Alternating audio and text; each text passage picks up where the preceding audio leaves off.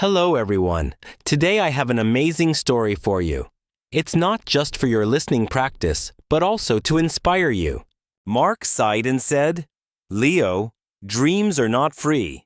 If you want something, you have to fight for it. Whatever your dream is, don't stop chasing it. Remember, nothing is free, but everything is possible. Start with what you have, even if it's small."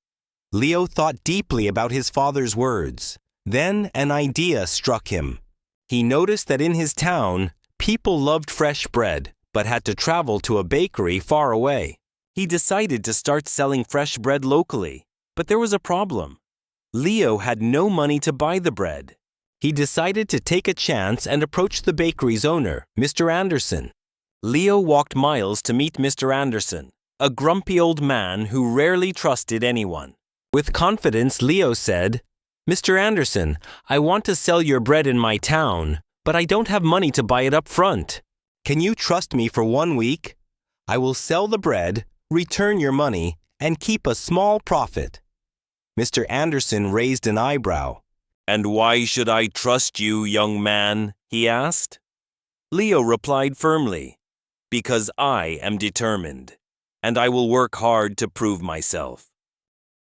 After a long pause, Mr. Anderson said, "All right, I'll give you bread for 1 week." The story is called Nothing is Free, and it will show you that hard work and determination can change lives. If you fail to pay me back, don't bother coming here again.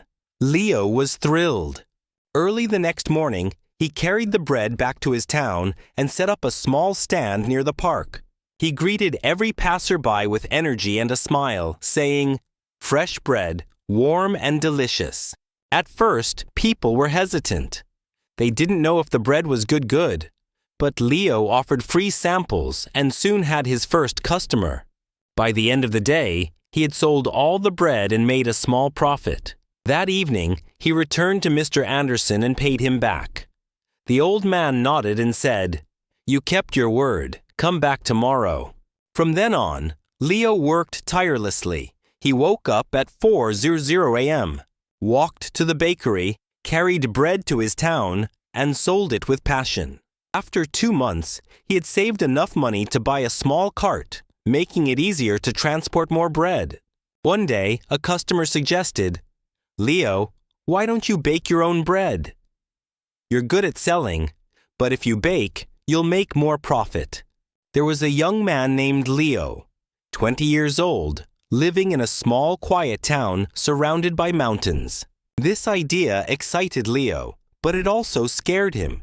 He had never baked anything in his life.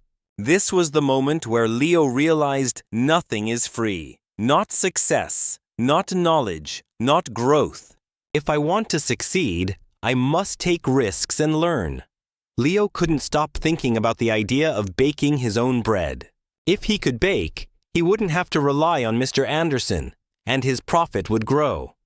But there was one big problem. He didn't know how to bake.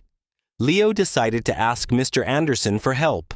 The next morning, after delivering his payment, Leo said, "Mr. Anderson, can you teach me how to bake?" The old man frowned. "Why should I teach you? If you bake, you won't buy from me anymore. That's bad for my business." Leo looked at him and said, "You're right, but I won't forget the man who gave me my first chance. If I succeed, I'll make sure to help your bakery too." Mr. Anderson thought for a moment, then said, "Fine, but baking isn't easy. It takes time, patience, and hard work. If you're ready for that, I'll teach you." The lessons began early the next morning. Leo had big dreams. He wanted to own a chain of restaurants and become a successful entrepreneur. But life wasn't easy for him. Leo arrived at the bakery at 3:00 a.m. before the sun was up. Mr. Anderson showed him how to mix flour, knead the dough, and bake it perfectly. At first, Leo struggled. His hands hurt from kneading, and his bread came out too hard or too soft. One day, after ruining another batch of bread, Leo sat down, feeling defeated. He said to himself, "Maybe I'm not good enough for this. Maybe I should give up." But then he remembered his father's words. Dreams are not free. He realized that every mistake was teaching him something new. Giving up was not an option. The next day, Leo went back to the bakery with even more determination. He practiced every single step carefully. Slowly, his bread started improving. After 2 weeks, Mr. Anderson handed him a loaf and said, "This is perfect, Leo. You're ready." Leo was overjoyed. He rented a small oven and began baking bread at home. His family was amazed by his hard work. Sophie, his little sister, helped him pack the bread, and his mother made tea for him while he worked late into the night. Leo's family was struggling financially. His father, Mark, was a mechanic, and his mother, Claire, cleaned houses to make ends meet. Soon, Leo wasn't just selling bread. He started making cookies and pastries too. People in the town loved his products. They said, "Leo's bread tastes better than anything we've had before." But success wasn't easy. One day, a new bakery opened in the town, run by a young man named Eric. Eric had a big fancy shop with colorful signs and decorations. People were curious and started buying from him instead. Leo noticed his sales dropping. He felt scared. What if he lost everything he worked so hard for? But instead of panicking, Leo decided to improve. He listened to his customers and asked, "What do you like about Eric's bakery? What can I do better?" Some said, "Eric's shop looks clean and pretty." Others said, "His cakes have beautiful designs." Leo realized he needed to grow, not just as a baker, but as a businessman. Using his savings, Leo painted his cart, added bright decorations, and started offering free samples of his new pastries. He even learned how to decorate cakes by watching videos in the library. Slowly, customers returned to him. Leo's younger sister, Sophie, was just 10 and looked up to him as her hero. One evening, an elderly woman came to Leo and said, "I've seen many young men give up when times get hard, but you didn't. That's why we trust you." Her words filled Leo with pride.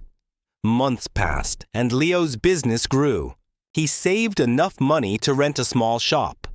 It wasn't as big as Eric's, but it was warm and welcoming. He named it Leo's Fresh Bakes. Every morning, he woke up before sunrise, baked fresh bread, and opened his shop with a smile. His parents and sister helped him. Sophie, now 11, loved talking to customers, and Claire managed the accounts. But Leo knew this wasn't the end of his journey. He wanted to reach more people, make his family proud, and prove to himself that anything is possible with hard work. Leo's bakery, Leo's Fresh Bakes, was becoming the heart of the town. People loved his fresh bread, cakes, and pastries. Business was growing, and his family was proud of him. But life wasn't done testing Leo. One stormy night, as Leo was closing his shop, he noticed smoke coming from the bakery. One cold evening, Leo sat outside his small house, staring at the stars. He rushed inside and saw that a small fire had started near the oven. He quickly grabbed water and managed to stop the flames. But much of his equipment was damaged. The next morning, when the townspeople heard about the fire, they came to check on him. Some said, "Oh no, what will Leo do now?" Others whispered, "Maybe this is the end for him." Leo felt heartbroken, but not defeated. He stood outside his bakery and said, "This is just a challenge. I've faced struggles before, and I will face this too. I won't give up." He took a deep breath and began making a plan. He calculated how much money he had saved and realized it wasn't enough to replace all the equipment. For a moment, fear crept in, but Leo remembered his journey, how he started with nothing but a dream and hard work. Instead of sitting and worrying, Leo asked for help. He approached Mr. Anderson, who had retired, and said, "Sir, I need advice. What would you do if you were me?" Mr. Anderson smiled and said, "Leo, you already know the answer. He whispered to himself, I want to give my family a better life. But how do I start when we barely have enough to survive? You've taught yourself that nothing is free. Work harder. Believe in yourself, and people will believe in you too.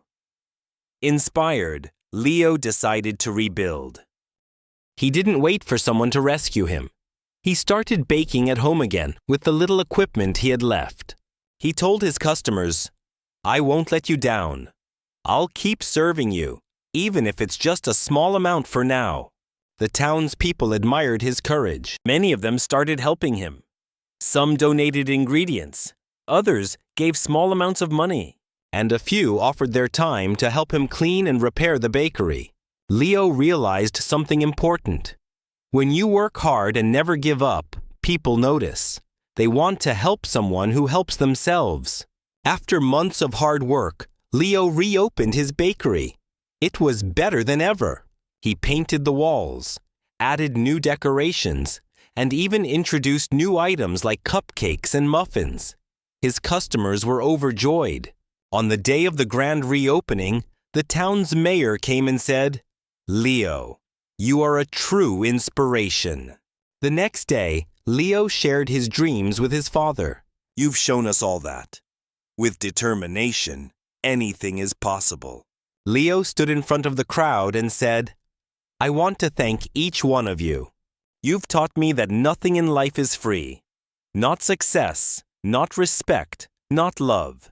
Everything must be earned with hard work, patience, and persistence. Never let failure stop you. Every challenge is just a step to something greater. From that day, Leo's bakery didn't just sell bread. It became a symbol of hope. People from other towns started visiting to meet the young man who never gave up. Leo's story teaches us that 1. Dreams are not free. They require hard work and sacrifice. 2. Failure is not the end. It's a chance to learn and grow stronger. 3. Help yourself first.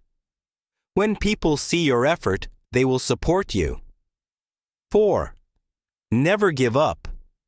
The darkest moments are often just before success. Leo didn't just build a bakery. He built a life full of purpose, respect, and pride. And so can you.